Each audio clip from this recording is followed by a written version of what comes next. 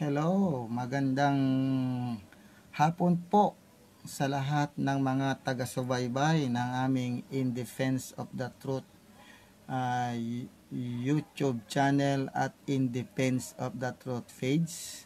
Unang-una, yung pong ating YouTube channel ay kasalukuyang nire-review na po ng YouTube para doon na tayo makapag live stream. So hindi pa po nare-review, so under review pa po pero pumasok na po tayo doon sa kanilang requirements na hiningi. Under review pa po yung ating channel para tuluyan na tayo mag-review.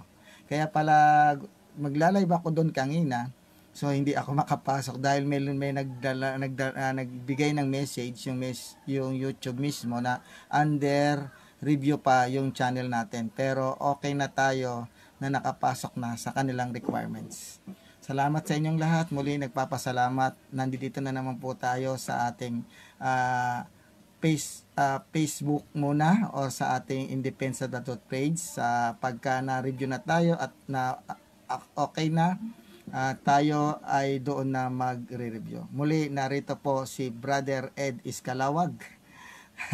Hindi po ako si Brother Ed Kaluwag. So, muli, pinapaalalahanan ko po ang mga kukuha ng video o gagamit ng aming video page or channel na dalagay nyo po ito sa inyong mga YouTube ito po ay may restriction at mayroon po itong copyright. Wala pong sino man ang maaaring gumamit ng video na ito, kundi ito ay pag-aari lamang ng In Defense of the Truth page at In Defense of the Truth YouTube channel. Baka by next week, kapag natapos na yung ating review sa YouTube na tayo. Pumasa na, bali under reviewing pa tayo at bibigyan na tayo ng signal. Okay. So, maraming salamat sa manonood. Muli, maghahayag po ako tungkol sa Spiritism. At maghahayag din ako tungkol sa occultism at yung tinatawag nating incantation. So ito po ay si Brother Melchor Manalili, aka Ed Iskalawag. So hindi po ako si Brother Ed Kaluwag, medyo kahawig ko lang po. So maraming salamat sa manonood ng ating talakayan. At kung kayo may katanungan, mamaya po pagkatapos ng ating topic, doon po ako sasagot sa inyong mga katanungan. So ang ating topic ay tungkol sa mga Spiritism. Ulitin ko po, ito po si Brother Ed Iskalawag na nagsasabi, hindi po ako naparito para makipag-away. Naparito ako para maghayag ng katotohanan tungkol sa ating pananampalatayang Katoliko. Ano po? Ihahayag po natin ang mga tunay na turo at pananampalataya ng ating simbahang Katoliko. Muli, hindi po ako naparito para makipag-away. Naparito ako para magbigay ng sapat at dagdag na kaalaman sa ating pananampalatayang Katoliko. Pinagbabawal po higit sa lahat at ayon po sa turo ng ating simbahan ay yung mga tinatawag na Spiritism. Yung mga spirit of the glass, yan, yung mga panghuhula, yung gumagamit na mga baraha, yung mga sumasangguni sa mga fortune teller. Yan po ay isa sa tinututulan at hindi itinuturo ng simbahan na sumangguni doon. Ano po? Bawal na bawal po yan doon sa 10 utos ng Diyos sa Exodus chapter 20 verse 1 and the following verse. Akong si Yahweh ang inyong Diyos at walang sino mang Diyos na dapat sambahin kundi siya lamang. Huwag kayong magkakaroon ng ibang Diyos maliban sa akin. So, doon ko lang muna tutuldukan. Papasok na kasi tayo doon sa ribulto. Tatalakayin natin susunod yung sa ribulto. So, yung mga nagsasuggest po ng inyong mga topic, iisa-isahin po natin yan. May nakaline up po tayong topic. So, bakit pinagbabawal ng ating simbahan yung pagsangguni sa mga espiritista, sa mga fortune teller, sa mga manghuhula, yung gumagamit ng baraha, bumabasa ng palad, sa mga zodiac sign, sa mga feng shui? Hindi po yan nararapat sa atin at gagamit po tayo ng mga talata sa Biblia na ayaw mismo yan ng Panginoon. Pero karamihan sa ating mga Katoliko naniniwala sa mga ganyan. Ano po? So tingnan natin ang sinasabi ng Biblia kung ito ba ay maganda o mabuti or sa ikabubuti ng ating pananampalataya. Marami sa ating mga Katoliko ang nagsasabi, "Brother, wala namang problema doon, wala namang mawawala." Sino sabi sa inyo na walang mawawala kapag naniwala tayo doon? Malaki po ang mawawala sa ating pananampalataya bilang mga Katoliko. Hindi po iyan pinahihintulutan ng simbahang Katoliko na tayo ay sumangguni sa mga manghuhula, sa mga fortune teller, at sa mga sino pa po, yung mga sinasawag nating psychic, yung mga parang normal o yung basta yung mga ganon. Actually, may mga ability sila. Meron silang sinasabi nilang third eye at meron silang kakayahan na makausap ang mga kaluluwa ng mga matay. Sumasanib daw sa kanila at makiririnig nyo boses talaga ng mga magulang nyo. Even demons kayang gawin yon. Kaya wag po tayong maniniwala na merong nababalitaan na ay may sumasanib doon, Santo Niño. Ay may sumasanib doon, Mama Mary. Kailanman po, hindi po pwedeng sumanib sa isang taong makasalanan ang Espiritu ng Diyos. Dahil ang Espiritu ng Diyos ay mananahan sa taong walang bahid ng kasalanan. Amen? Wag po tayong maniniwala na basta-basta, uy, may nagpapakita doon, merong bumakat doon na mukha ni Jesus, uy, merong may ganito roon, may ganyan. Hindi po basta-basta naniniwala ang ating simbahang Katoliko sa mga ganong aparisyon. Ito po ay under observation, under study kung ito po ay authentic o hindi. Tayo namang mga Katoliko, kapag may narinig na ganun, pumupunta agad tayo at naglalagay ng kandila. So, hindi po yan tinuturo kailanman ng simbahan. Kaya po tayo nalilihis ng landas. Ano po?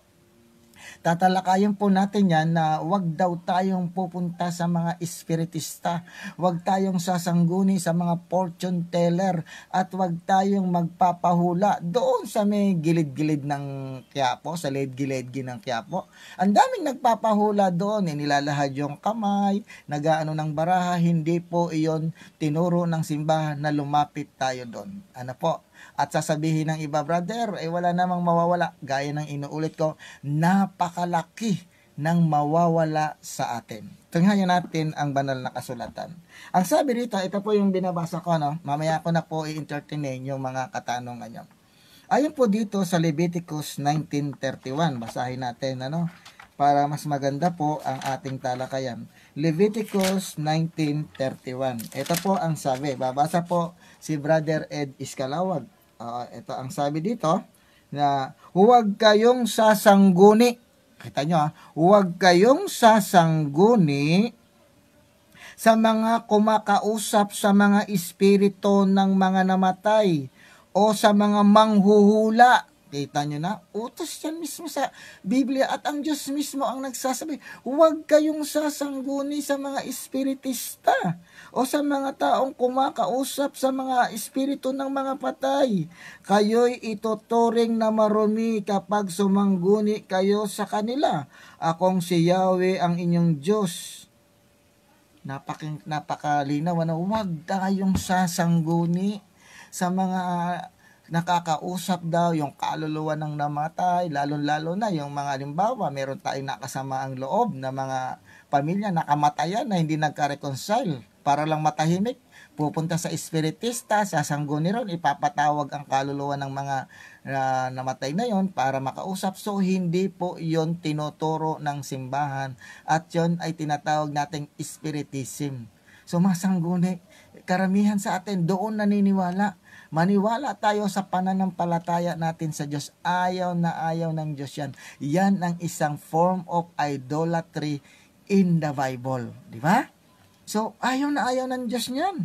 Na magpupunta tayo doon, magpapahula, yung mga ganyan. Titingnan yung mga daliri mo, hahawakan yung palad mo, anuhin yung mga, kung ano-ano mga guhit-guhit dyan.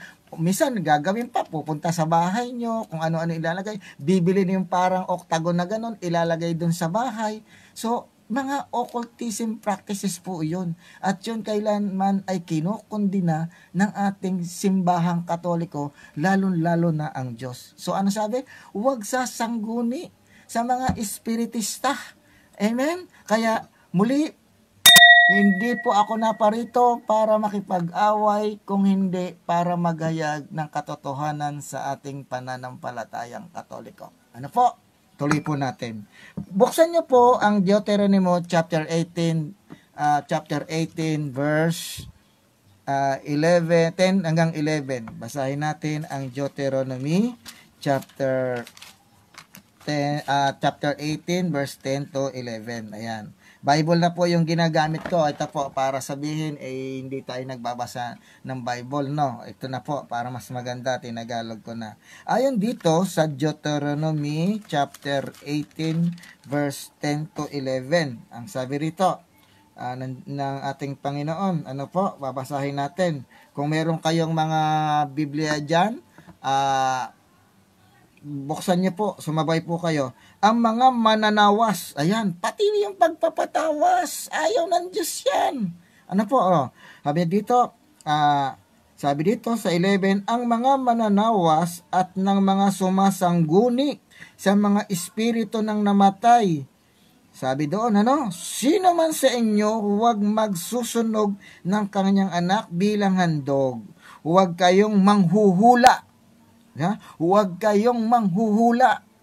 'Di ba? Bawal na bawal yung mga manghuhula. Kaya yung mga nakikita natin, mga psychic daw, hinuhula nila yung mga hindi po iyon mga propeta. Yan po ay tinatawag nating fortune teller. Hindi po sila foreteller. Ang mga propeta po, ang mga humuhula, ang tawag sa mga propeta ay foreteller. Tatawagin natin yan, i-discuss po natin ano ang pagkakaiba ng fortune teller sa foreteller. Ano po, para mas maganda, no? Ano sabi, ulitin ko.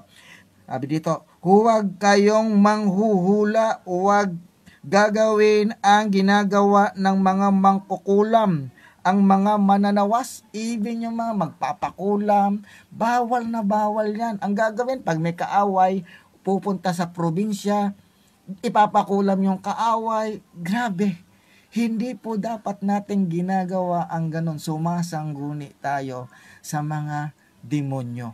Yung mga gamit nila na yan ay mga black magic o yung tinatawag na diabolical na pamamaraan yon. Ayaw ng Diyos na lumapit tayo sa mangkukulam, sa mga mananawas, sa mga manghuhula. Ayaw po ng Diyos yan. Pero sa ating mga Katoliko, kung kangi-kangino tayo lumalapit, kapag nakaramdam ng kaunti, nakaganyan, sasabihin yan, brother, mahal ang bayad sa ospital. Actually, may mga doktor o sa mga health center natin, pwede tayo magpasuri doon. Pero anong ginagawa natin? Pupunta doon sa mga albularyo. Actually, kung magpapahilot ka lang dahil nabalian ka ng mga buto-buto o yung masasakit yung katawan mo, walang problema ron. Pero kung sasangguni ka ron para mangkulam, mangtawas, at magpahula, hindi po yon pinahihintulutan ng simbahan, lalo-lalo na ang ating Panginoong Hesukristo. So bakit ayaw ng Diyos na doon tayo sumangguni? Bakit po? Bakit ayaw niya? Ano ang itinuturo ng banal na kasulatan?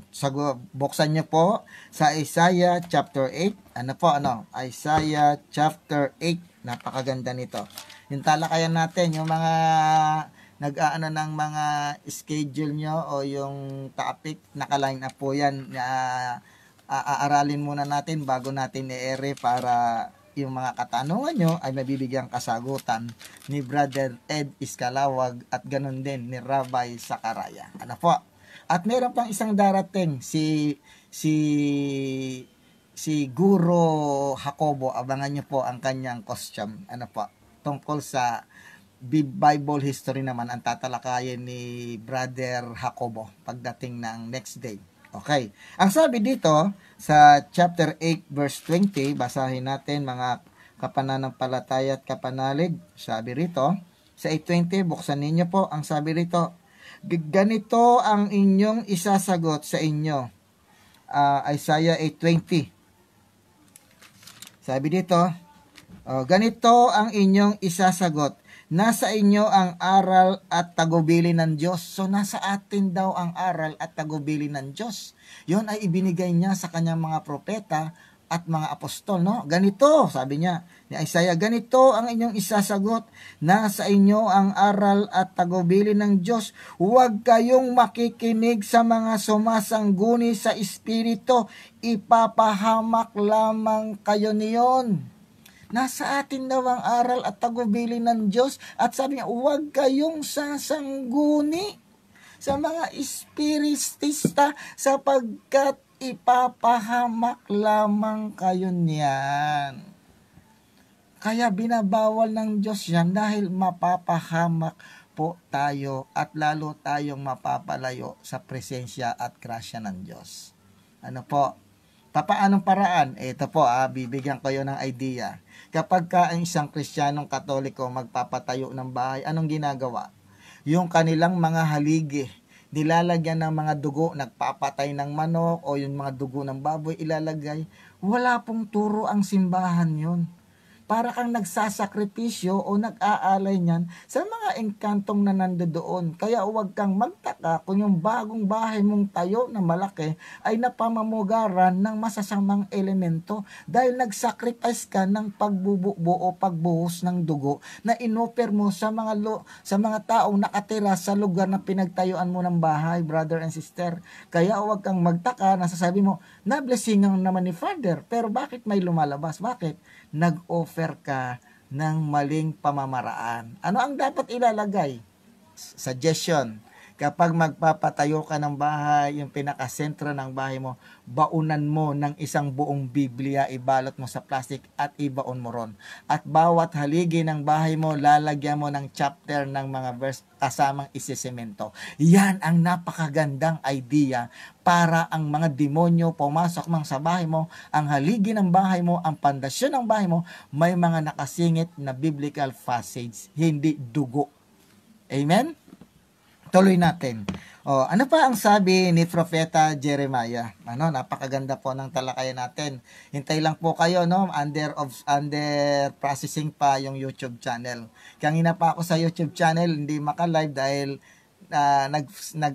nagbigay sa akin ng information na hintayin lang dahil under classification pa at inaayos para tayo ay makapag-live doon. Ano po? Mamaya na yung katanungan nyo. Tuloy natin. Ang sabi rito sa Jeremiah chapter 27. Basahin natin. Jeremiah, kung may Bible po kayo, chapter 27 verse 9. Ito po ang sabi. Basahin natin. Basahin niyo po yung Bible. Bible po yung binabasa ko para mas maganda. Mabuting Balita, Biblia 2005 edition. Okay. Chapter 27 verse 9. Ito po ang sabi. Sabi dito, kaya nga huwag ninyong papakinggan ang mga propeta, mga manghuhula, yung mga propetang balaan o yung mga ngaral ano tawag dito? Bulahan, wag daw pakikinggan. Ano pa? Sabi dito, kaya nga huwag ninyong papakinggan ang inyong mga propeta. Sino propeta to sa panahon natin ngayon? Yan ang mga ngaral na bulaan. Huwag daw nating pakikinggan yan. Ano pa? Ang sabi, mga manghuhula, mga tumatawag sa espiritu ng mga patay, mga nagpapaliwanag na mga panaginip at mga manggagaway o mangkukulam kapag pinipigil na kayo na maglingkod sa hari ng Babylonia. Di ba? Huwag daw nating pakikinggan yun. Yung nagpapaliwanag ng panaginip, yung nagbabasa ng palad, yung mga manghuhula, yung manggagawa, yung mangkukulam o yung mananawas, yung mga bulaan na propeta, yung mga fortune teller. Huwag daw nating pakikinggan. Sabi ni Isaiah, nasa atin ang aral ng Diyos at dapat huwag tayong makikinig sa kanila dahil ililigaw lang or ipapahamak tayo ng mga yon. Napakaganda. Ano po? Napakalinaw. Okay. Ngayon, brother, itong mga psychic na to na nagsasabing sila raw ay nakakakita ng mga espiritu. Actually, yung tinatawag nilang third eye. The third eye is not ability or it is not a gift from God. Tandaan nyo ha, ang gift ng God ay nandoon sa 9 gifts of the Holy Spirit. Yun po ang gift ng Diyos. The third eye is not the gift from God. It is ability came from demons. Bakit ko nasabi yon? Unang-una, tingnan nyo. Kung ang third eye ay sa Diyos, bakit ang nakikita lamang nito ay yung mga masasamang espiritu? Bakit hindi nakakakita ng anghel? Bakit hindi nakikita ang mga espiritu ng mga banal? Pero ang lagi nilang nakikita yung mga elemento, gaya ng tikbalang, duwende, tiyanak, ano pa ba yun? Yung mga, kung ano-anong mga maligno, yun ang nakikita nila. Pero minsan, hindi nakakita ng anghel, hindi nakakita ng mga kaluluwa o espiritu ng mga taong banal. Di ba? Kaya doon natin makikita na hindi po ang third eye ay gift from God. It is ability came from demons. Kaya kung may third eye ka, ipasara mo po yan sa exorcist priest para po mawala yung nakikita nyo. Okay, tuloy natin. Ano yung mga agimat na minsan nahahaluan tayong mga Katoliko ng mga agimat, o yung halimbawa pumunta ka dun sa isang albularyo o sa isang psychic, bibigyan kanya nung nakabalot na gano'n na merong dasal na Latin, isusuot sa'yo, pangontra daw sa mga maligno. Take note, mas lalo kang lalapitan at gagambalain ng mga maligno. Bakit? Dahil yung ibinigay sa iyo ay hindi pangontra, kundi lalo kang ma-expose doon sa tinatawag nating occultism o yung tinatawag na diabolical na pagsamba sa kanila. Dahil doon na ang pananampalataya mo, nandun na sa habak o doon sa mga anting-anting. Bakit ko po tinalaka ito? Nalalapit na naman ang mahal na araw. Marami na namang mga Katoliko na pupunta sa Mount Banahaw, pupunta sa ganon, kukuha ng anting-anting. Yan po ang isa sa form of idolatry na ipinagbabawal ng Diyos. Ano po? Basahin natin. Okay. Yung Deuteronomy chapter 18:14, balik tayo doon. Tungkol ito sa mga anting-anting. Hindi po yon pinahihintulutan ng simbahan at lalong-lalo na ang Diyos. Okay. Basahin natin ang 18:14 ng Deuteronomy. Basahin natin, po? Ang sabi dito, ang mga bansang inyong sasakupin ay sumusunod sa mga manghuhula at sa naniniwala sa mga agimat or anting-anting. During that time, may mga agimat, may mga amulet na ginagamit ang mga pagan. Sa pagan po yung mga anting-anting, yung mga agimat. Hindi po yan sa Diyos. At kung pupunta ka sa Mount Banahaw at kukuha ka ng anting-anting, hindi po yan sa Diyos. Lalo ka lang napapalapit sa mga masasamang elemento. Take note kung ikaw ay mayroong third eye, brother and sister, hindi iyan gift na mula sa Diyos. That is ability came from demons. Okay, tuloy natin. Okay. Ngayon, sinabi ko po na yung mga manghuhula, ang mga manghuhula dati during the Old Testament time, ang tawag lang sa mga propeta ay mga manghuhula. Hindi po sila fortune teller. Iba po ang fortune teller sa foreteller. Ang mga propeta ay mga foreteller. Ano po? Tingnan niyo po yung definition ng foreteller sa fortune teller. Itong mga fortune teller, kung titingnan niyo yung definition ito yung mga tao na yung kapalaran ng someone o ng isang tao ay kanyang nakikita kuno. Yun ang fortune teller. Pero itong foreteller na mga propeta, nakikita niya ang mangyayari sa hinaharap, hindi kapalaran. Ang nakikita ng fortune teller sa kamay mo, yung kapalaran mo. Di ba? Pero itong foreteller na mga propeta, ang nakikita nito, yung mangyayaring mangyayari at magaganap sa hinaharap.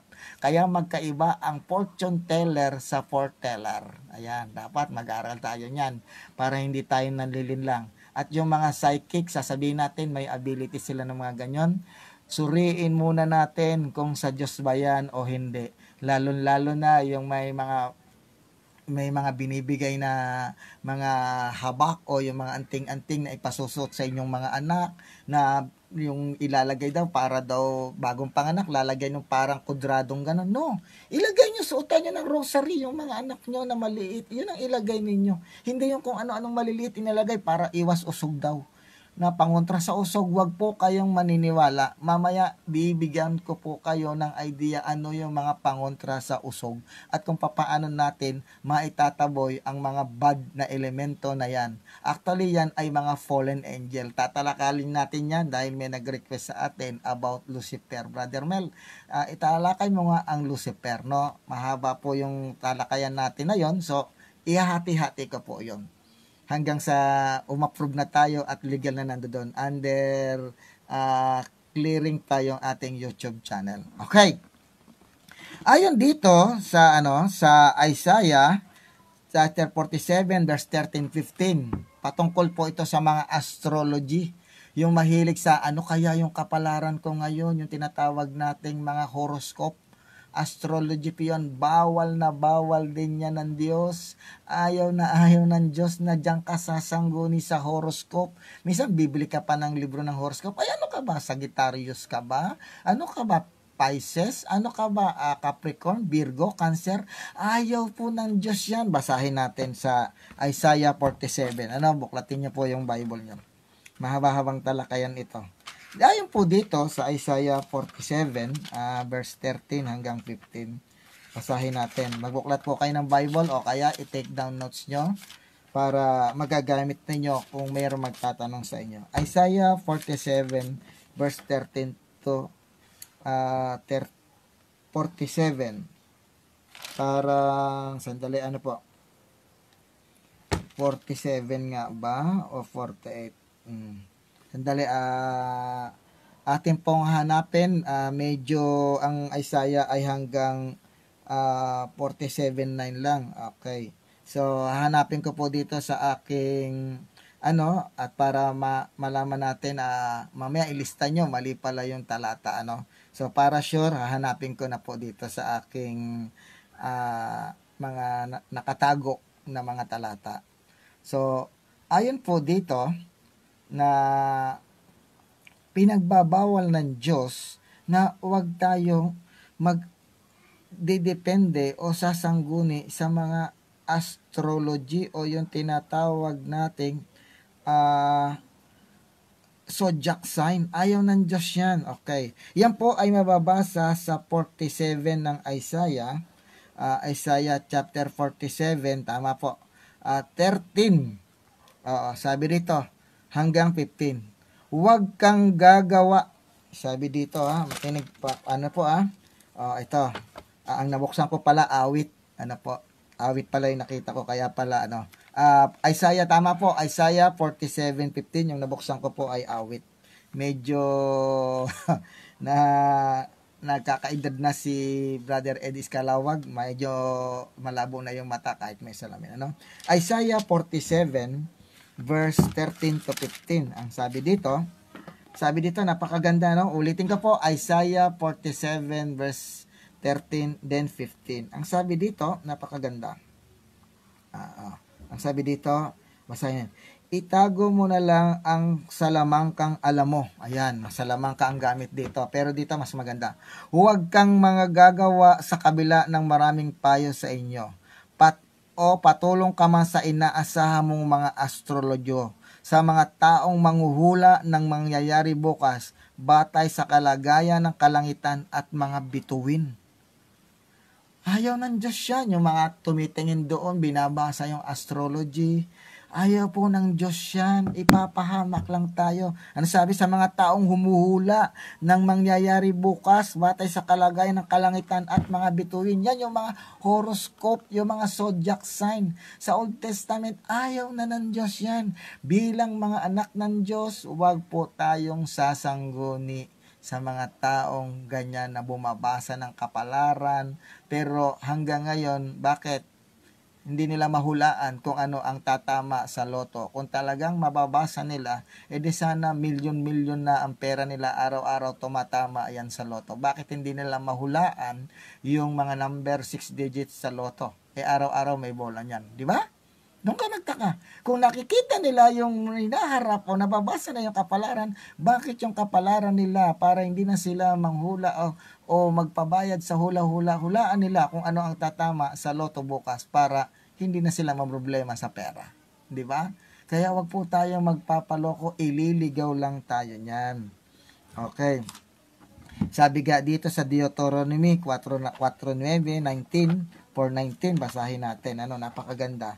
Tungkol to sa mga astrology, yung mahihilig sa zodiac sign dyan, yung mga mahihilig sumangguni. Sabi dito sa Deuteronomy 14:19, napakaganda. Ang sabi dito, lahat ng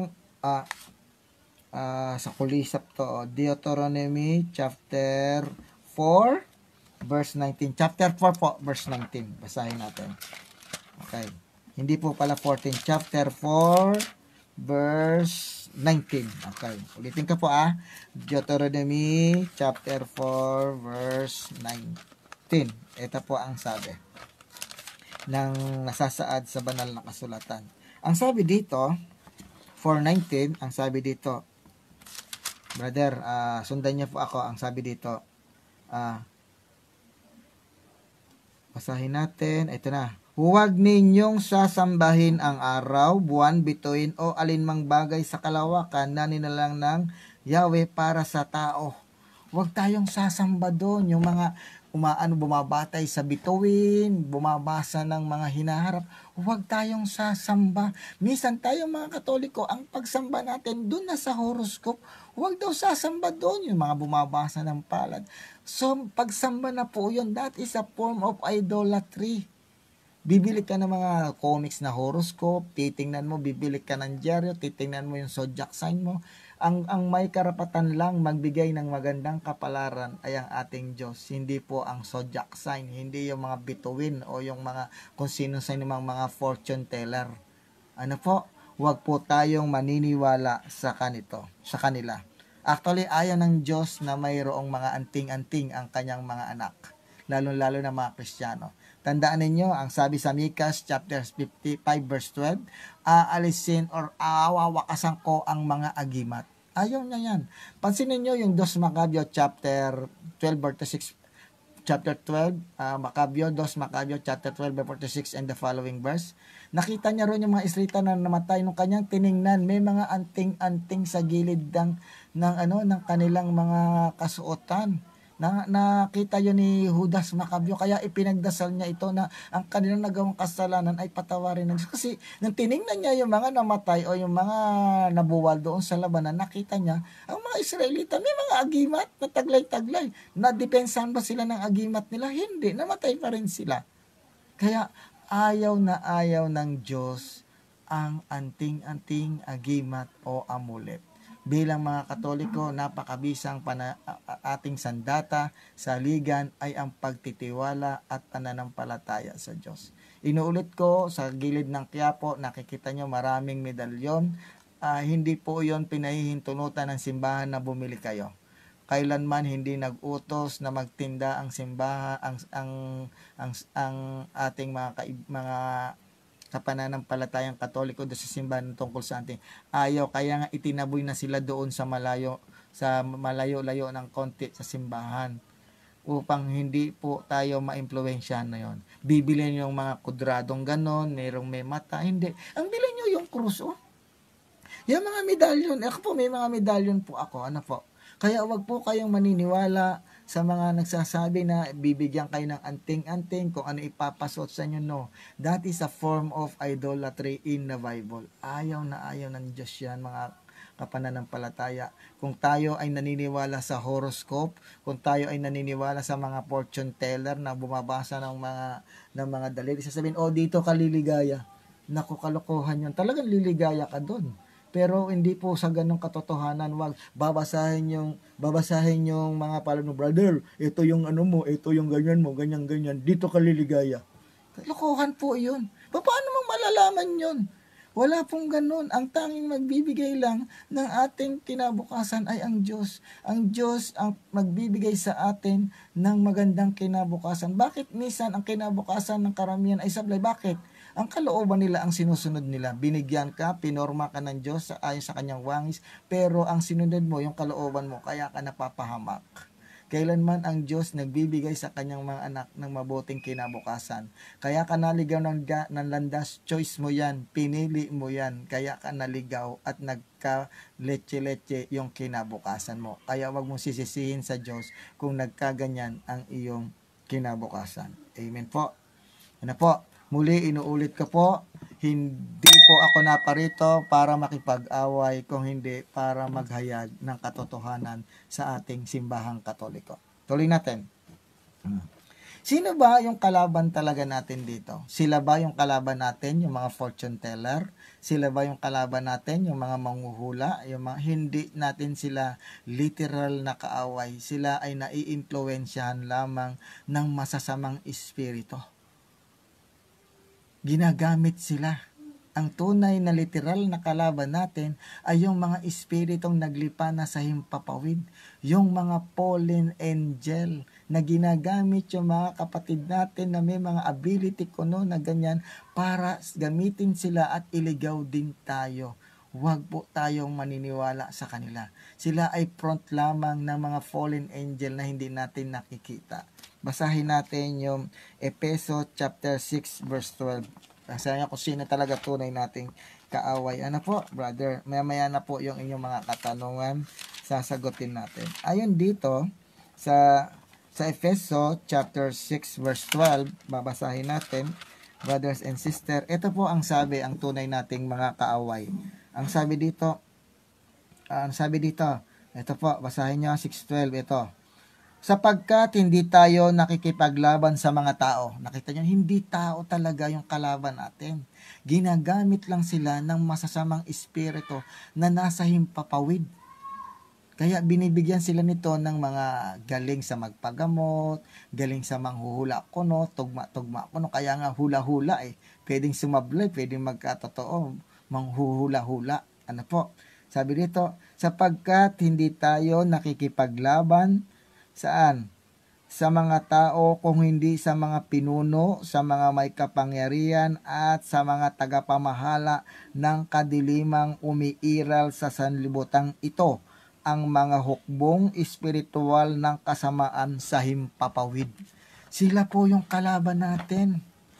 Hindi itong mga tao na instrumento lang nila para tayo ay iligaw sa pananampalatayang Katoliko. Brother and sister, kapag ang isang Kristiyanong Katoliko napakatibay at napakataas ng kanyang spiritual o yung kanyang pakikipag-isa o pakikipag-ugnayan sa Diyos, kahit kulaming ka, hindi ka tatablan. Kahit barangin ka, hindi yan tatalab sa'yo. Bakit? Yung pananampalataya mo. Yun ang magsesave sa'yo para sa atin at sa mga masasamang elemento na gagambala sa atin.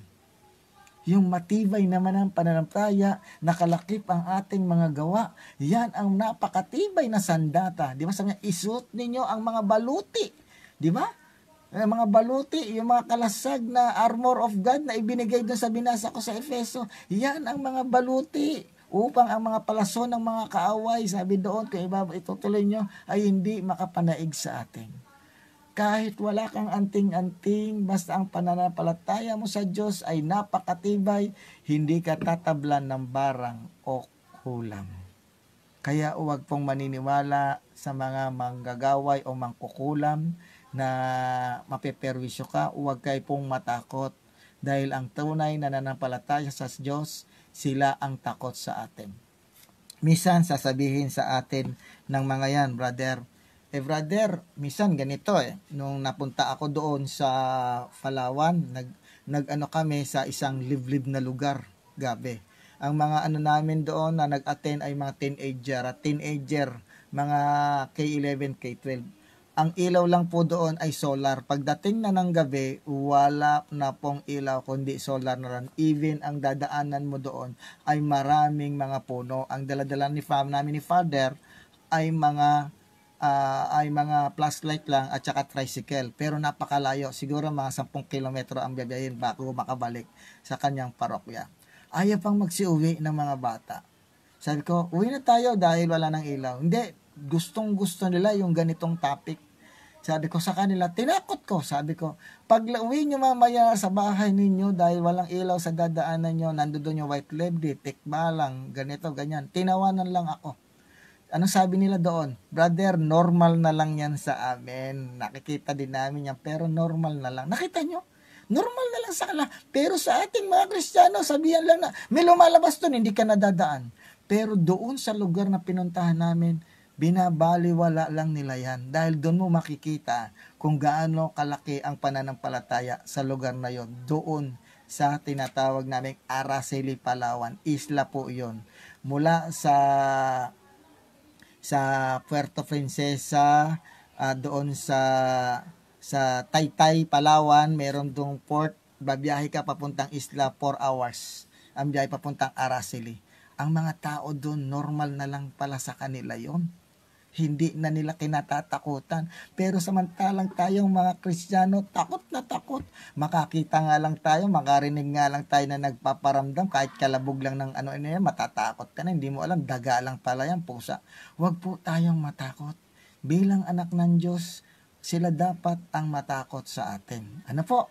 Kaya muli, brother and sister, huwag sasangguni o halimbawang may lumalabas sa tahanan niyo, mayroong nagpaparamdam, huwag niyo pong tatawagin yung mga parang abnormal, paranormal.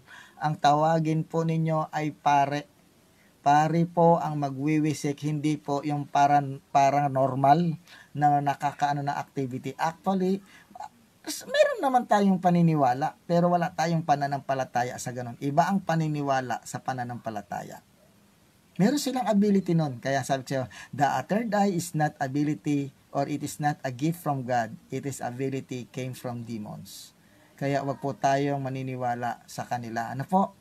Maniwala po tayo sa ating simbahan, sa mga kaparian, at lalo-lalo na manindigan tayo na ang ating pananampalataya ang siyang magpoprotekta sa atin sa mga evil forces na nagkalat sa sanlibutan. Ngayon, brother, ano ba ang pwede natin gamitin sa mga ganyang mga masasamang espiritu na gumagambala sa atin? Minsan hindi tayo napagkakatulog. Minsan sasabihin natin, binabagungo tayo, parang may sumasakal sa atin. May lumalakad sa gabi, pag tulog na tayo, may kumakalabog. Unang-una, yan po ay mga espiritu na ginugulo ka, tinatakot ka. So brother, ano ang panlalaban? Unang-una, natural dapat, meron kang ganito. Lagi kang naggaganito, rosary, meron kang mga Benedictine cross, meron kang medal, at meron ka dapat sa bahay mo ng holy water. Holy water. Na kapag nakakarinig ka ng mga ganon na hindi ka nais-nais na mga abnormal sa lugar mo na tuwing ganitong oras, nagigising ka, hindi ka na makatulog, may nararamdaman ka, magwisik ka ng holy water. Itong holy water po ay biblical po ito. Ito po ay mababasa sa Números chapter 5 verse 17. Ginagamit itong pangwisik ng mga pare. Ito po ay mababasa sa Números o Bilang chapter 5 verse 17. Kaya ito po ay during the Old Testament time, ginagamit na po ito ng mga pare. Pansinin nyo yung mga psychic, yung mga paranormal, yung mga daladala nilang mga paraphernalia, yung ganito. Yan lang, hindi cross, hindi holy water. Paano kang maniniwala doon na sa Diyos yun? Ano mga daladala? Daladala yung parang yung ganun-ganon, yung mga detector, yung mga ganon. Hindi po yun makakatulong sa atin. Andalin mo ito. Bilang Kristiyano, ito ay biblical. Ano pa ang dadalin mo? Ito po, hindi po ito astringent. Ito po ay holy oil o exorcism oil. Biblical ba to? Yes, ginagamit din to ng mga pare. Even New Testament, ginagamit ito para sa pagpapagaling ng mga may sakit at pagtataboy ng demonyo. Saan mababasa ang holy oil? Números chapter 32 verse 25. Ginagamit na pampahid ang holy oil during the Old Testament time. Dapat meron tayo sa bahay na ito. Ito ang napakabisang panlaban sa mga bad spirit na gumagambala sa atin. Amen? Kagaya ngayon, pag ako'y lalabas dahil mayroong COVID-19, nagtitake ako ng konting holy salt at nagpapahid ako nito sa noo sa mata. Holy salt, ito ba ay biblical? Yes. Ginagamit din itong salt na to sa Biblia ng mga pari din. Ano po? Ginagamit ito. Ginagamit nila ang holy salt sa pamamagitan ng paghahandog nila kay Yahweh. Yung mga nasa latag doon sa altar nila, bubudburan nila ng asin. Nandoon din yan, basahin nyo yung binigay kong talata. Ang salt ay ginagamit na pang-offer sa Diyos at sa kanilang mga alay sa Leviticus chapter 2 verse 13. Kaya itong holy water, itong holy salt o exorcism salt at holy oil, biblical po at hindi imbento ng simbahang Katoliko. Dapat meron po tayong mga ganito. Hindi ko po ito pinagbibili, ito po ay pinamimigay ko lamang kung kayo ay residente ng Manila. Marami po ako dito niyan. Wala po itong bayad. Marami na ako na ipamigay. Napakabisa ay na to. Subok ko na po ito. Sasabihin ng mga ng mga pilosopo, brother, di bakit di mo pahiran yung mga biktima ng COVID-19? Hindi naman posesyon eh. Hindi po posesyon. At hindi yung spirituality na sakit, physical na karamdaman yon. Ito ay ginagamit lang sa spiritual na karamdaman, hindi physical na karamdaman. Kaya kung may mga mag-aano sa inyo na gagamit ng mga pampilosoping pananabutay, brother, may power pala yan. Bakit hindi mo ipahid dyan sa mga COVID-19? Unang-una ang COVID-19 ay hindi yan spiritual na karamdaman, kundi physical na karamdaman. Ano po, yun lang po ang pambara dyan. Sasabihin niyan, bakit di nyo ipahid dyan sa COVID-19 pa, may bisa pala yan. Unang-una, ang COVID-19 ay physical na karamdaman at hindi spiritual na karamdaman. Ginagamit lamang po namin ito sa mga spiritual na karamdaman na pantaboy ng mga impacto ng mga maligno. Hindi po sa mga virus. Di ba? Kaya kung sasabihin nyo na gabitin niyo yung holy water nyo para gumaling yung mga COVID-19, unang-una ang COVID-19, inuulit ko, yan ay physical na karamdaman at hindi spiritual na karamdaman. Ano pa ang mga gamit natin para itaboy ang mga yan? Kagaya po ng Benedictine Cross. Ito po ay napakabisa. Kapag bago kayo matulog, itabi nyo po ito sa inyong ulunan. Asahan ninyo, hindi po kayo mananaginip at hindi kayo gagambalain. Napakasarap ng tulog nyo. Ano pa? Ito po yung exorcism na itinatawag na deliverance. Sana meron kayo sa tahanan nyo ito kapag nararamdaman ninyo yung mga kapaligiran nyo na hindi ka nakais-nais, na nakakaamoy kayo ng mabaho pero wala naman talaga. Hindi po yun yung may nagpumutot, hindi po, iba po ang amoy ng demonyo. Para pong karne o laman ng taong nabubulok. Yan po ay isa sa manifestation na nandiyadyaan ang mga bad spirit. Ano pa? Ito pong tinatawag nating deliverance. Dapat meron tayong mga ganitong mga panlaban sa kanila. Ano pa? Ito pang mga pang-exorcism. Ito po ay natutunan ko nung ako po ay umattend ng 3 beses kay Father Quintela na isang chief exorcist na Antipolo at doon sa chief exorcist sa Caloocan. Kaya marami po ako natutunan doon at nagkaroon po ako nito. Kaya sa bahay, kompleto po tayo na mga kagamitan panlaban sa mga espiritu na nasa himpapawid.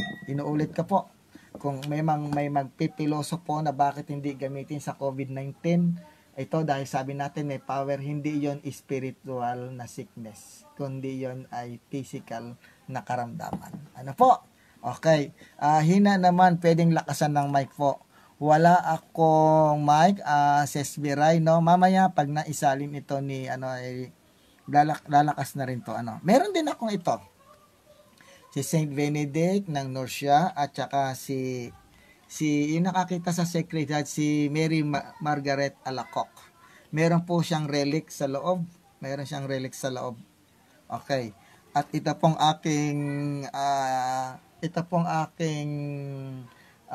crucifix na Benedict. Galing po ito sa Jerusalem. Ayun po. May nakalagay na Jerusalem. Binigay po ito ng butihing loob na hindi ko nababanggitin pangalan. Pati po ito galing ng Jerusalem. Yari po ito sa puno ng olibo, yung kanyang kahoy. Even itong rosary, galing ito sa olive tree na kung saan sa Jerusalem tumutubo. Galing po ito doon. Kaya napakaganda po. Hindi po natin kailangan yung maglagay na parang may salamin yung ano na yun, octagon na yon. Ang dapat nating ilagay sa ating pintuan ay yung Benedictine cross, yung mga imahe ng mga banal. Yan po ang dapat. Kaya kung ikaw ay may nararamdaman na hindi kakaiba sa bahay ninyo, ang tatawagin po natin ay pare at hindi po mga paranormal o parang abnormal lang. Ang tawagin natin ay mga exorcist priest, ang mga pare, lahat naman sila pwedeng magbasbas. Ano po? At para mas maganda, kung talagang nasa bingit na tayo ng pagkakataon na tayo ay ginagambala na, bumili po kayo nito. Bumili po kayo, aralin nyo kung paano natin sila matataboy. Ito po. Ano po? At kung sino po ang gusto, ito marami to sa parokya natin, itong holy water. Mag-ista kayo sa bahay nyo na to. Inuulit ko, hindi po ito para sa mga physical na karamdaman ginagamit. Spiritual na karamdaman po ito ginagamit. Ano po? So, kung wala na po kayong kung wala na po tayong tatalakayan ngayon, so dito ko muna pinuputol. May karugtong nito, lilitaw naman dito si Mang Kepweng. Doon naman tayo sa tawas, yung panghilo-hilot, yan ang part 2 nito. Ano po, babasahin ko na po yung mga katanungan. Salamat po muli sa mga taong tumutulong sa atin financially at sa nagbigay ng ating load. Salamat sa iyo, brother. Hindi ko na kayo i-mention. Salamat sa inyo. So, ang dami. Sabi, Guerrero Carkel, mag-uumpisa na po kayo, kaya maglatag na po kayo ng mga katanungan nyo. Sasagutin po ni Brother Ed Iskalawag ayon sa kanyang kaalaman na ibinigay ng Diyos. Sasagutin po na sa abot na ating nalalaman at sa ayon sa turo ng ating simbahan. Ang karunungan ko po ay hindi ito akin.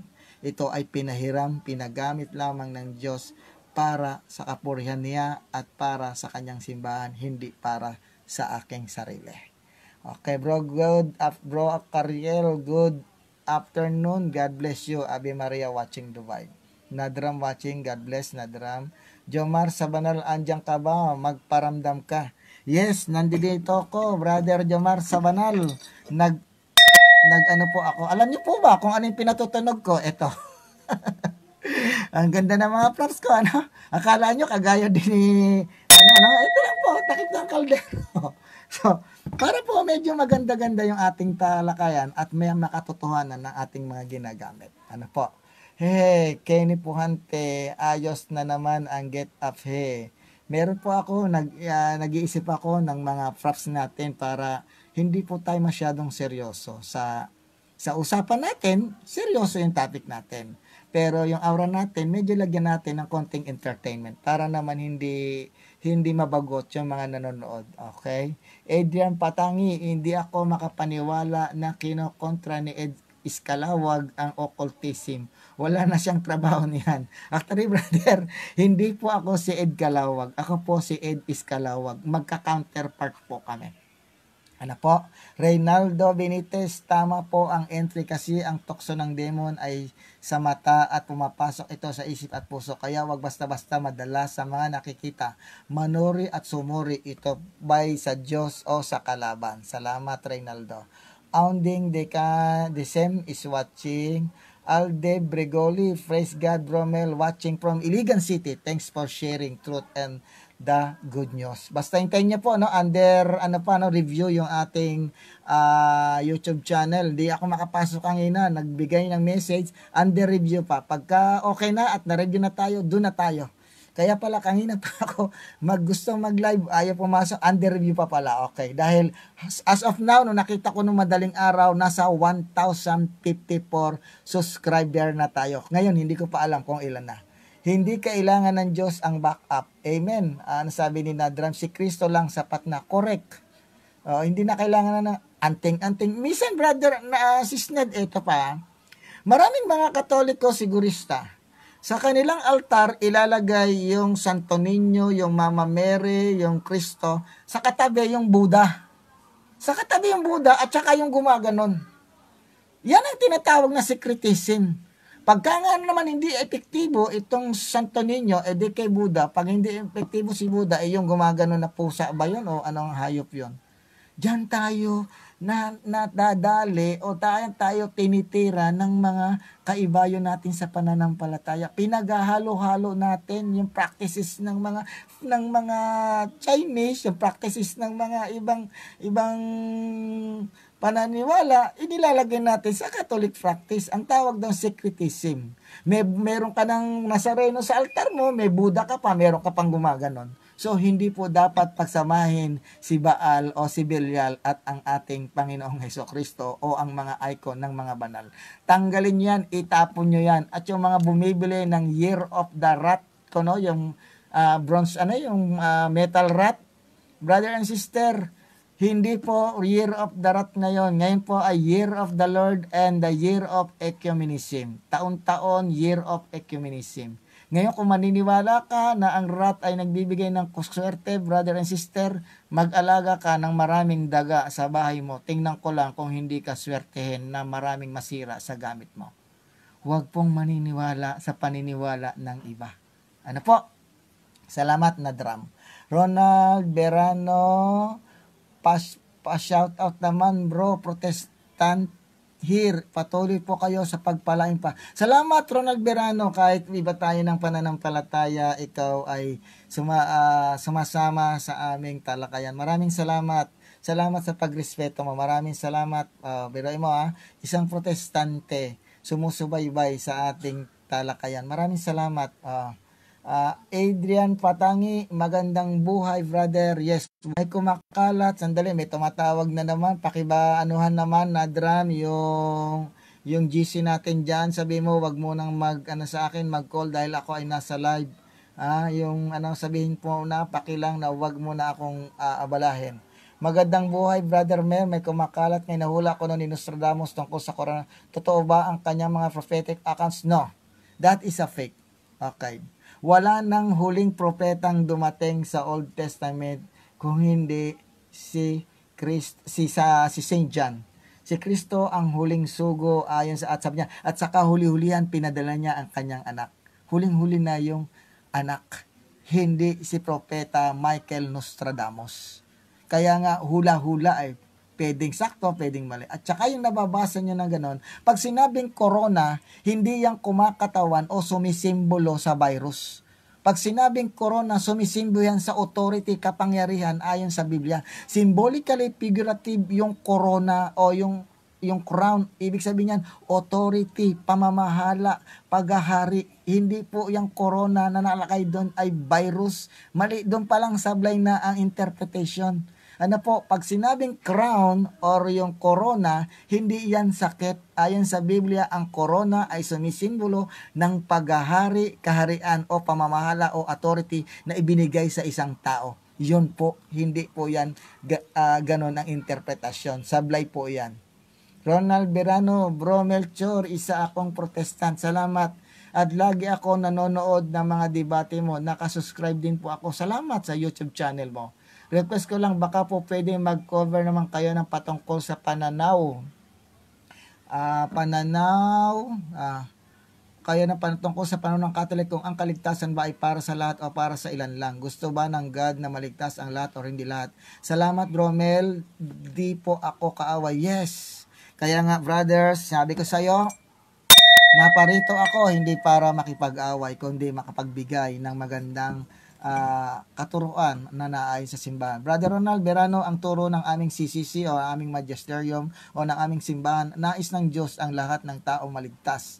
Wala kaming sinasabi na kami lang ang maliligtas. Ang gusto ng simbahan at gusto ng Diyos na ang lahat ng tao maligtas. Unang Timoteo chapter 2 verse 4. Walang turo ang simbahan, even kapatid nating Muslim nandoon sa CCC na may possible ang kaligtasan sa kanila. Amen? Hindi po kinokondena ng simbahan na sinasabing pag hindi ka outside the church, there is no salvation. Tatalakayin po natin kung bakit nasabi yan ni Saint Cyprian. Si Saint Cyprian ang sabi niya kung bakit niya nasabi yan that time ay tatalakayin po na yan. Actually, ang pananaw ng simbahan mula nung umpisa na ito ay itinayo ni Kristo hanggang sa panahon natin ngayon, ang gusto niya ang lahat ng tao ay makaalam ng katotohanan at ang lahat ng tao ay maligtas. Unang Timoteo 2:4. Salamat Ronald Berano, hindi tayo magkaaway. Salamat sa iyo bilang protestante, sumusubaybay ka sa aming palatuntunan. Maraming salamat sa iyo. Ses Biray, oy, hehehe. Hina naman, pwede lakasan mic po. Ses Biray, wag ka mag-alala. Hintayin natin na mag-progress ang ating YouTube channel at maghahanap tayo ng mic na pang sifi. Sa ngayon, wala tayong maipoprovide pa. Okay. Alde Brigoli, Bromel, saan mabibili ang mga Holy Salt Oil at Benedictine Medal? Ang Benedictine Medal, brother, kung ikaw ay nasa Manila, at meron o sa ibang panig man ng Pilipinas at merong mga mall na merong St. Paul na mga bookstore, bookstore, mga icon na nabibili, doon po kayo magtanong sa St. Paul o yung sa Pauline's, nando doon. Yung Holy Salt po at yung exorcism oil, hindi ko po ito pinagbibili. Kung gusto niyo po yung rock salt, yung tinitinda sa market, nakita niyo yung rock salt, bumili po kayo noon, ipabless niyo sa pare, gamit-gamit yung ritual na ito, babasahin niya, babasbasan, at ganun din po yung pure olive oil, ha? Pure olive oil, pag wala kang mabili, virgin olive oil. Wag po yung clear, tatlong klase ito, clear, pure, at virgin. Kung wala kang makitang virgin, pure olive oil, wag po yung clear. Olive oil po ito at binibless po ito ng mga chief exorcist. Kung ikaw ay malapit sa aking PM mo lang ako, pasyalan mo ako dito pag wala ng quarantine. Marami po tayo nito at hindi ko po ito pinagbibili. Kahit kailan, hindi ko po ito pinagbibili. Marami. Kung kayo ay taga Antipolo o taga Rizal, maraming stock si Nadram yan. Binigyan ko siya ng marami. Punta kayo kay Nadram. Okay, sobrang hina ng audio, di halos madinig, bro. Bakit hindi madinig? Siguro, Nadram, kailangan mo nang gumamit ng hearing aid.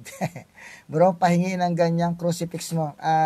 Sis Biray, ito ay bigay lamang sa akin galing sa Jerusalem. Ayan, may tatak na Jerusalem. So, kapag binigay ko sa iyo to, wala na ako. Ano po? Hintayin natin, malay mo, may magbigay ulit. Okay. Chris Romsky, good afternoon, Bromel. Tanong ko lang po, bakit sa exorcism ay mas mabisa at makapangyarihan yung Benedictine Cross at parating ginagamit ng mga exorcist na pare? Salamat. Bakit ginagamit ito ng mga exorcist priest? Dahil mismong si Saint Benedict of Nursia, actual at personal niyang nakalaban si Satanas at tinalo niya ito. Kaya ito ang ginagamit ng mga exorcist priest. Actual, basahin nyo yung story niya. At may kakambal to. Si Saint Scholastica ang kanyang kakambal na kapatid. Ano po, may kakambal siya to, si Saint Scholastica. Kaya ito ginagamit dahil mismong si Saint Benedict of Nursia, ito yung picture niya, meron din ako niyan, ay actual niyang nakalaban mismo si Satanas. Takot siya dito. Marami aralin natin. Okay, salamat sa nagwa-watch, ang dami po. Next, Albert Alba, Bromel, paano ma-avail ang salt na oil? Brother, hindi ko to binibili. Pagka meron sa inyong chief exorcist na priest o pare na nagbibindisyon yan, nandito yung ritual niyan, punta kayo doon, bili kayo ng pure olive oil or extra virgin olive oil, ipabless nyo. Pag na-bless nyo yan, pwede na po yan. Very effective to sa mga spiritual sickness. Inuulit ko ha, kapag mayroong mga pilosopong sanabi, powerful pala yan, bakit hindi gamitin sa COVID-19? Unang-una, ang COVID-19 ay physical na karamdaman at hindi spiritual na karamdaman. Ano po? Bagwa po yung octagon, brother. Salamat. Adrian Patangi, yung octagon na ganun, bagwa yon. Nakakahikayat yon ng mga bad spirit. Na pag nakita yun sa pintuan nyo, parang ini-entertain mo sila na pumasok sa bahay mo. Kaya huwag kang magtaka. Lalo-lalo na yung mga binibili ng mga Chinese ng mga palawit-palawit na kung ano-ano mga nakalagay doon. Hindi. Ang ilagay natin ay yung mga Benedictine medal para po sigurado na hindi tayo gagambalain ng mga yan. Ay, isa pang natutunan ko, ang sabi doon, kung ikaw ay gagamit ng salamin, wag mong ilalagay yan na nakaharap sa pintuan. Dahil pag dumaan doon ang bad spirit at nakita niya, nag-reflect sa salamin ng itsura niya, ibig sabihin, pinaanyayahan mo siyang pumasok. Wag niyo iharap ang salamin niya sa bintana. Dahil pagka dumaan at nakita ng demonyo yung picture niya, itsura niya, o aura niya dun sa salamin, nag-reflect doon, ay, invited pala ako, no? Huwag po, ayon sa aming nalaman na huwag daw po iharap sa pintuan yung salamin. Pansinin nyo, yung bagwa, laging nakaharap doon sa pintuan at may salamin. Pang attractive daw yun ng swerte. No, it is attractive from bad spirit, hindi sa swerte. Lalo ka lang mamalas-malasin. Okay? Sa Biray, ininom po ng anak ko ang holy water po. Walang problema. Inumin, walang problema. Brother Adrian Patangi, bakit pakibati naman ang mga dakila nating frontliners, brother. Sa lahat ng mga frontliners, mga medical practitioner, mga doktor na nakikipaglaban sa COVID-19, ang aming tanging tulong sa inyo ay suporta at panalangin. Mabuhay po kayo. Dahil sa inyo, isinusulong nyo ang inyong buhay para sa ikaliligtas ng buong mundo at ng sambayan ng Pilipinas. Mabuhay mga frontliners, brother. Mark Lawrence, good afternoon, Bromel. Ano pong pwedeng dasalin para sa protestanteng pagpaparamdam sa loob ng bahay? Actually, yung turo ni Jesus, yung tinatawag nating Our Father, di ba? Dasal na nila yon ng mga apostol. Ganito kayo manalangin, di ba? Sabi ni Jesus, ganito kayo. Hindi sinabi ni Jesus, ganito ako. Ang sabi niya, ganito kayo. Panalangin na ng mga apostol yun na ginagamit nila during that time. Kaya nga sabi ni Jesus, tingnan nyo ha, panalangin yun ng mga disipulo niya, ganito kayo manalangin. Ngayon, kung meron kang actually yung ibang protestante, like yung mga Anglican, like yung mga evangelical, gumagamit yan ng Apostles' Creed. Ginagamit din nila yan. Mas mabisa yan, brother. Mark Lawrence, salamat. Okay. Si Guerrero Carkel, bro, kapag ang isang tao ay nakakita ng angel, sign po ba yun na magiging sugo siya? Nako, baka ibang angel yon, dahil ang sabi ng Biblia, brother, kahit si Satanas pwedeng maging anghel ng kaliwanagan. 2 Corinthians 11:14. Kaya wag maniniwala na akala mo anghel, dahil mismong si Satanas pwedeng maging anghel ng kaliwanagan ayon sa 2 Corinto 11:14.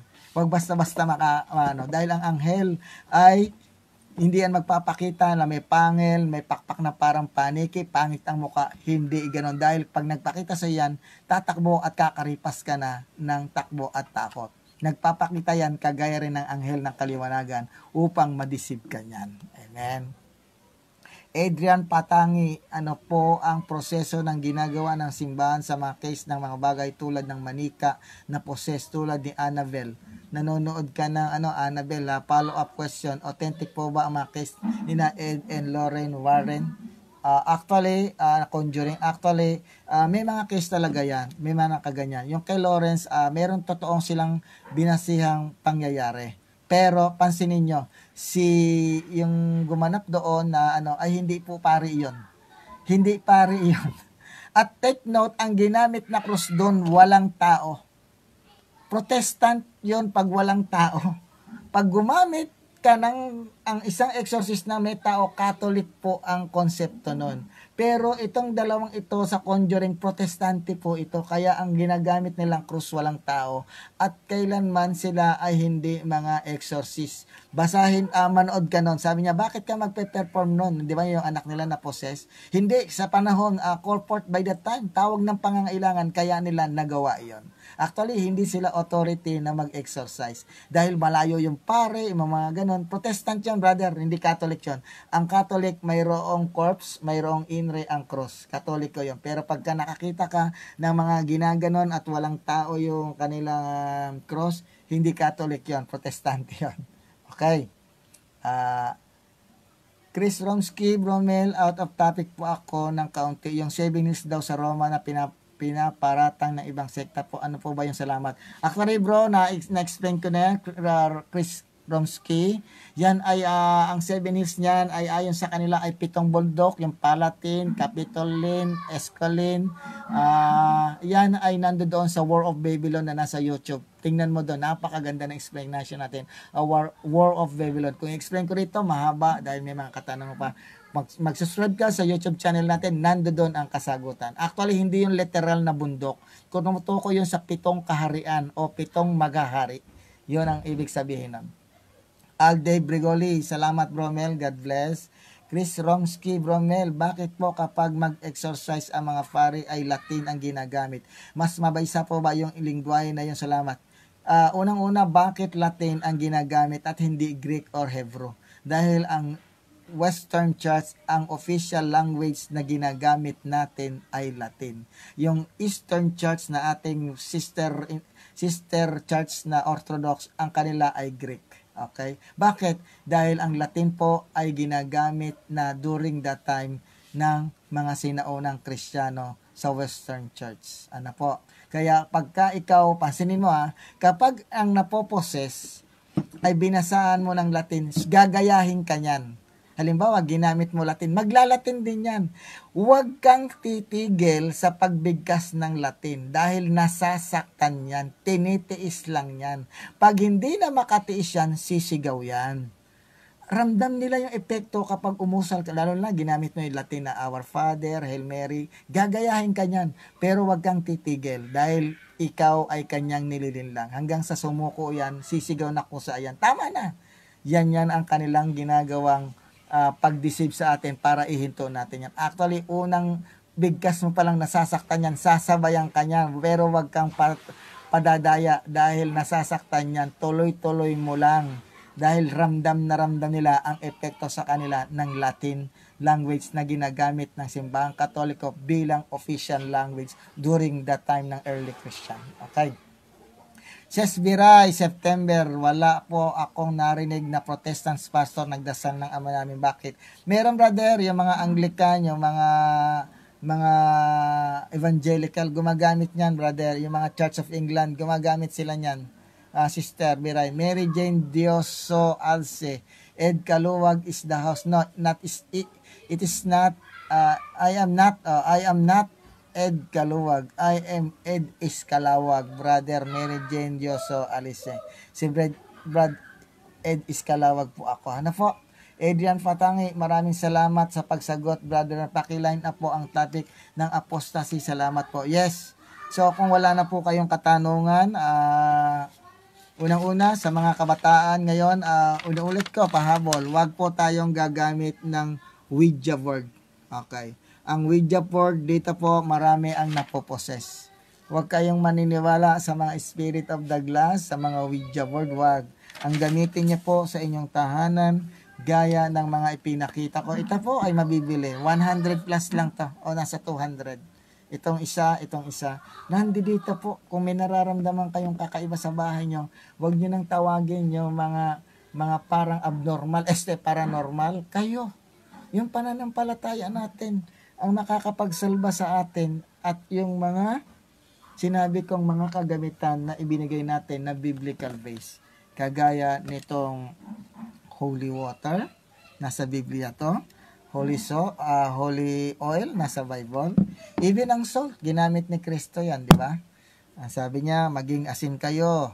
Dahil ang asin, kapag nawalan na ng alat, ay wala ng lasa, wala ng kabuluhan. Ano yung asin? Ang asin minsan tumutukoy sa ating pananampalataya. Kung ating pananampalataya ay tumabang na at mawala na ng lasa, wala na itong kabuluhan.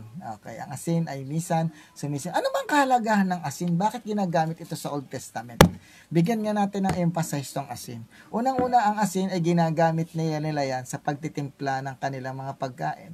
Ginagamit din ito nilang panggatong, pagsindi ng panggatong. Bakit? Sodium po ito.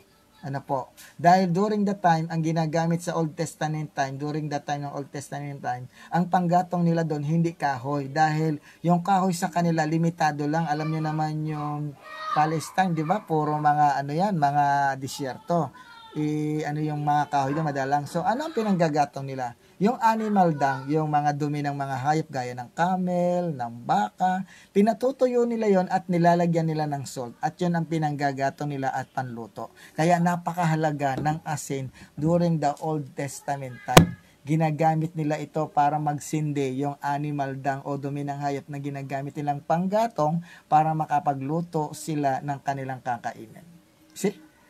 Ganun kahalaga sa kanila yung asin. Amen? Tuloy natin.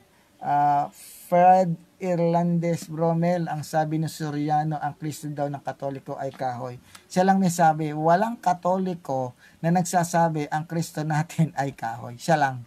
Wala pong turo ang simbahan na ang ating Kristo ay kahoy. Ang ating Kristo ay nandoon sa langit, nakaluklok sa kanan ng Diyos at nasa trono ng Diyos. Wala, sila lang ang nagbibintang yan. Dahil gaya ng sinabi ko, kapag hindi ka maninira, hindi ka dadami or hindi ka magkakaroon ng maraming miyembro, brother. Kaya kailangan ka talagang manira. So, mga kapanalig, maraming salamat. Under review pa ang ating YouTube channel na expected ko na makaka-live tayo ngayon doon. Kaya pala ulit-ulit na at nagpadala na sa akin na under under ang tawag dito, process pa na para na tayo. Tinitingnan na nila. Wag po tayong mag-alala at makakapag-YouTube live stream tayo. Muli, maraming salamat sa mga nanonood nito. Kung wala na kayong katanungan, ang part 2 nito, makikita naman natin si Mang Kepwine. Yung mga tawas-tawas, yung mga bara-baraha, yung mga basta kung ano po ang ating itapik, o baka makita nyo na naman si Guro Jacobo. Ano po? Okay, tuloy natin. May magtatanong pa. Bromel, di ba bawal exorcism? Ba't mayroong mga exorcist? Please, tanong lang. Exorcism po ay office. Hindi lahat ng mga pare pumapasok sa office na ganyan. Kung sino lang po ang may gusto na pumasok sa office of exorcism, walang problema. Lahat naman pwede. Lahat ng pare pwede namang dahil may mga authority sila.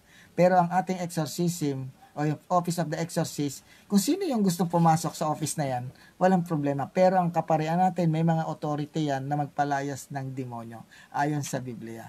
Kaya lang itong exorcist, o Office of Exorcist, it is an office. Yan ang sagot natin, Drew Ditan. Chris Romsky, salamat Bromel. Pero parang pinababasbas ng pari every week yung mga kinuhang possess item ni na Ed at Lorraine. Warren Bromel, nakita ko sa YouTube at nakita ko din si Lorraine na gumagamit ng... Ay, baka na-convert sa Catholic Church. Mas maganda. Kasi ang ginamit nila nung nanood ako ng Conjuring 1, Conjuring 2, tingnan niyo yung mga cross doon, walang tao. Walang tao. Maaaring na-convert sila. Amen, marami. Kasi pagka nakita mo na gumagamit ng cross na walang tao, it is not a Catholic. It is a Protestant. Wala kang nakita ang exorcist priest na gumamit ng walang corpse at walang inri. Maraming salamat kung sila ay gumamit na ng ganito. Tanging Katoliko lang ang gumagamit nito sa pagpapalayas ng demonyo na mayroong tao. Hindi yung ganun lang ng layhan-layhan. Meron ng sila Pablo, di ba? Ginamit nga ng gumaya kay San Pablo na sa pangalan ni Jesus na pinangangaral ni Pablo, lumayas ka. Sabi ng demonyo, sino ka? Kilala namin si Kristo, kilala namin si San Pablo. Hindi natakot. Ginamit ng mga gumagaya kay San Pablo. Anong ginawa nung napoposes? Sila ay dinaluhong at pinagsisira yung kanilang damit. Kaya wag tayong mangangahas. Yung mga may authority lamang ang may karapatang mag-exorcist niyan. Tayo ay deliverance ministry lamang. Hindi tayo exorcist priest. We are a deliverance layman tayo. Tayo ang taga-deliver. Kaya nga sa mga bawat parokya merong deliverance ministry. Di ba? Hindi exorcist ministry. Dahil yan ay office. Sa atin ay deliverance ministry tayo. Reynante, binaligtad mo. Reynante Madera Nalasa. Asalan Nayer. Ang hirap basahin. Thanks Romel for the live. Guerrero Carkel, bro, pwede din po ba na ang rosary ay magpalayas ng demonyo? Actually, ito, isinusuot to sa napoposes. Na-prove ko na to. Hindi to kayang hubarin. At alam mo, ang history ng rosary, napakaganda. Tatalakayin natin. Dahil during the time, ang rosary hindi ganitong beads. Binubuhol yan. Habang alibawa, ikaw ay magro-rosary during the time, isang buhol, isang Hail Mary, isang buhol, tatalakayin natin kung paano nagkaroon tayo ng rosary during the early Christian church. Hindi ganito unang ginagamit, binubuhol nila yon, pakrus. At yung pakrus na buhol na yon, hindi makalag-kalag ng mga demonyo that time. Napakagandang history niyan para malaman natin. Okay, marami tayong maituturo sa mga kapananampalataya natin. So, kung wala na kayong mga katanungan, brother and sister, salamat sa inyong pagsubaybay. Kapag tunay na proseso yung ating YouTube channel, magkita-kita tayo doon. Muli, ito si Brother Melchor na nagsasabi sa inyo na hindi ako naparito para makipag-away. Kung hindi, magbigay ng kapaliwanagan sa ating pananampalatayang Katoliko. Maraming salamat sa inyo. Nawa huwag kayo magsasawa sa atin. May pahabol pa. Pwede din po ba ang grocery? Kay Joyce Von Ryan Cruz. Yung bahay po namin nilagyan ng dugo bago itayo. Ano po ang dapat gawin gayong nangyari na? Yan ang sinasabi ko kanina, brother, tumawag ka ng pare, ipa-bless mo ulit. Minsan magtataka ka, brother, bakit gano'n yung bahay namin?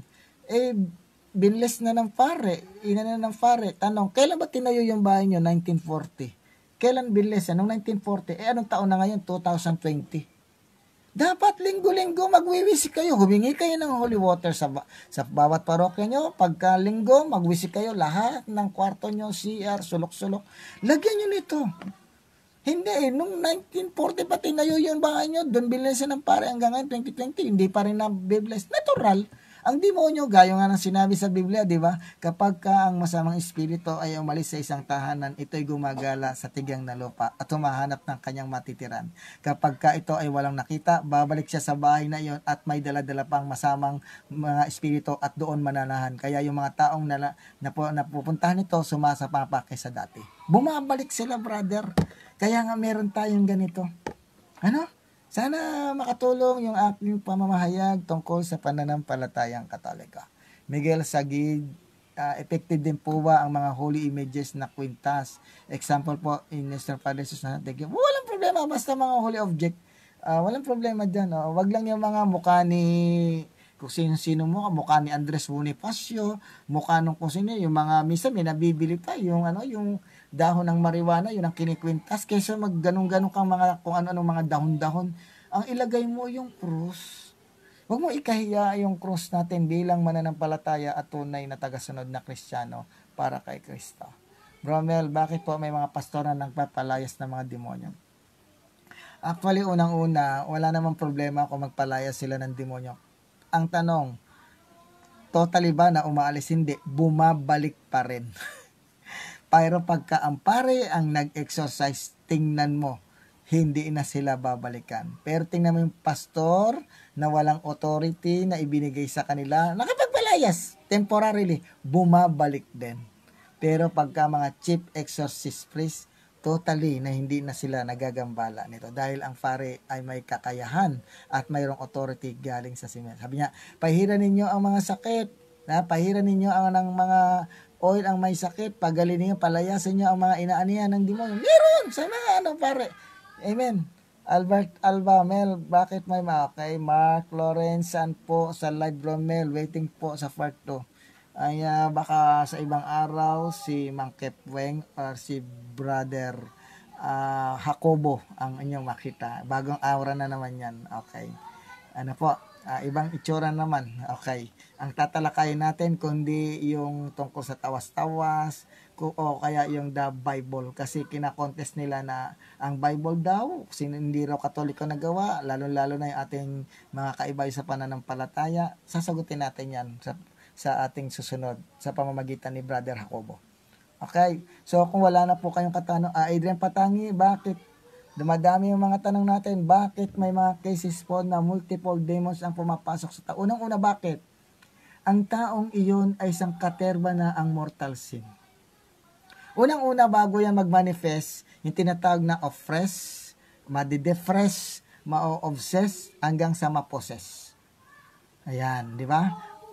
Mag-obsess ka. Obsess ka na. Oppression, depression, obsession, hanggang sa possession. Kasi hindi nangungumpisal, hindi nagsisimba, hindi nagro-rosary, kaya napoposes. Ang mga taong hindi napalasimba, ang mga taong hindi nagdarasal, yan ang lapitin at madalas na napoposes ng mga bad spirit. Kalasag ng katotohanan. Salamat, Doc. Isa ka rin frontliner. God bless you. Nasa amin ang iyong panalangin at suporta sa inyong mga frontliner at mga medical practitioner. Lukuban ka yung lahat at gabayan ng ating Diyos at ng kanyang espiritu sa mga virus na maaaring gumambala sa inyo at sa inyong pamilya. Maraming salamat. Ed Iskalawag talaga. Nagulat ako sa iyo, bro. Kailangan natin mag-disguise ng konti para maging maganda ang ating talakayan dito. Salamat, Doc Kalasag, Eric Padilla ng UST Anesthesiology. Maraming salamat sa iyo. Okay.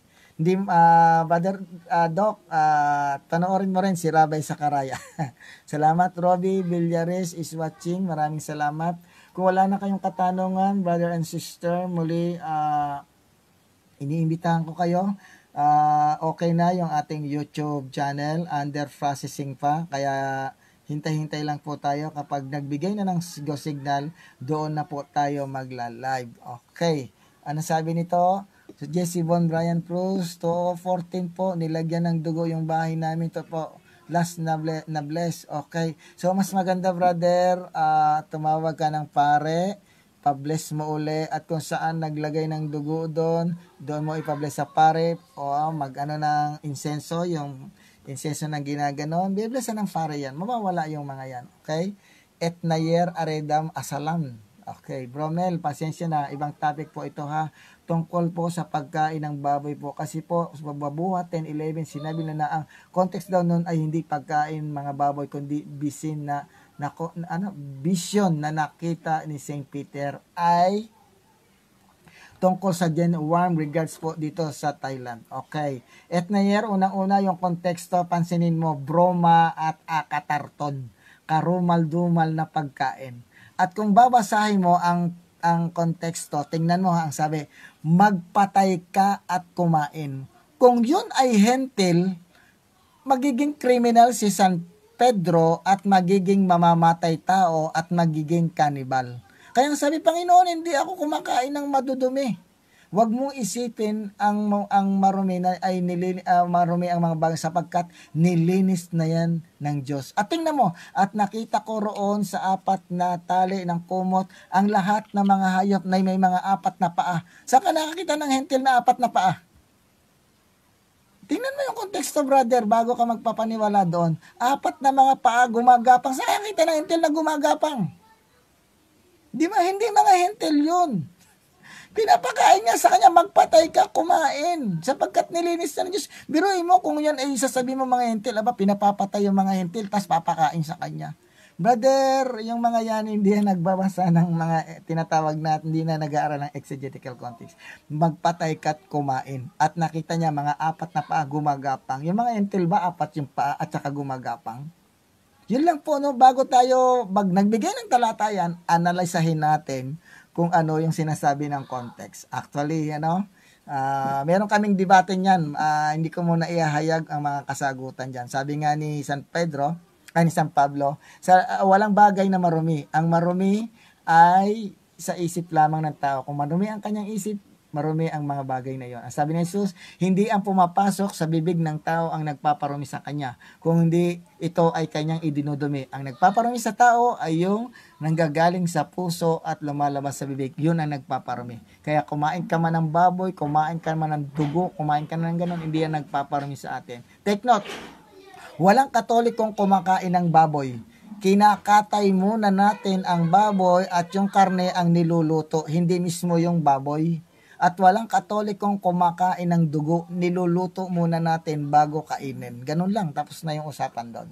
Okay, Joe Albert is watching. Joseph Kyrie Torres, Loren Bromel, pabati from Hawaii. Joseph Kyrie Torres, mabuhay kayo dyan, Hawaii.